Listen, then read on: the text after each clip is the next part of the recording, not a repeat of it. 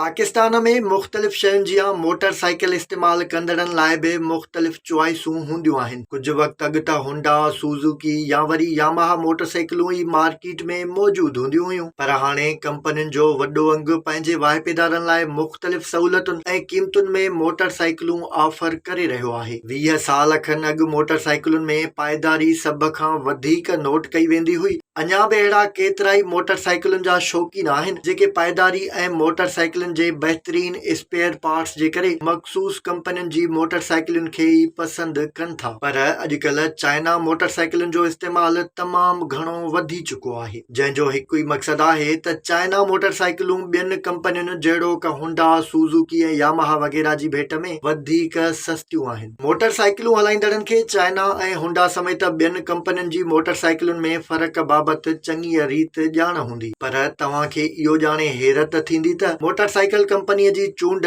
तव्हांजी सिहत ते बि असरअंदाज़ थींदी आहे। पाकिस्तान में रोड रस्तनि जी ॻाल्हि कजे त हिते ॿाहिरें ऐं तरक़ी याफ़्ता मुल्कनि जहिड़े पुरसुकून रोडनि जो रुॻो ख्वाब ई ॾिसी सघिजे थो। ईअं नाहे त हिते सुठा रोड रस्ता नथा ठही सघनि, पर इन लाइ हुकूमतुनि, खातनि, ठेकेदारनि ऐं मुख़्तलिफ़ कंपनियुनि जो ईमानदार हुजण बि इंतिहाई ज़रूरी आहे, जेको हिन मुल्क जे हुक्मराननि ऐं कामोरनि लाइ तमामु ॾुखी ॻाल्हि आहे। बहरहाल, ख़राब रोड रस्ता पंहिंजी जाइ ते, पर आधुड़ साधुड़ ऐं लिचकंदड़ मोटरसाइकिलूं बि तव्हांजी सिहत, ख़ासि करे चेल जे सूर जो वॾो सबबु बणिजी रहियूं आहिनि। मुल्क, ख़ासि करे सिंध में चेल जे सूर जे आरज़े में बि वॾी हद ताईं वाध थींदी पई वञे। मुख़्तलिफ़ बीमारियुनि ऐं वबाउनि जियां वधंदड़ चेल जे सूर बि डॉक्टरनि खे उन जे आम सबबनि ते गौर करण लाइ मजबूर कयो, जंहिंजे करे चेल जे सूर जे माहिर डॉक्टरनि होश ख़ता कंदड़ नतीजा कढिया आहिनि। माहिरनि जो चवणु आहे त चेल जे सूर जे वधंदड़ मसइलनि जो वॾो सबबु चाइना जूं मोटरसाइकिलूं बि बणिजी रहियूं आहिनि। हुननि ॿुधायो त चाइना जी मोटरसाइकिलुनि जा